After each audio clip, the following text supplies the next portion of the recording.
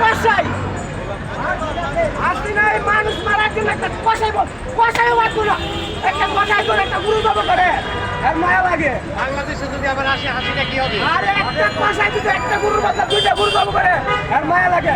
আসি না হাজার হাজার মানুষ মারলো তোর মায়া লাগবে না মায়া লাগবে না মায়াই নেই এখন বাংলাদেশে আসার পর কি করা হবে হাসিটা? আর কি করবো মানে বাংলাদেশে আসলে এরা শুধু 100 বার শুধু ফাঁসি দে 100 বার শুধু ফাঁসি দে মানুষের আশা এই পূর্ণ হবে না 100 বার ফাঁসি দিলে কি আশা মানুষের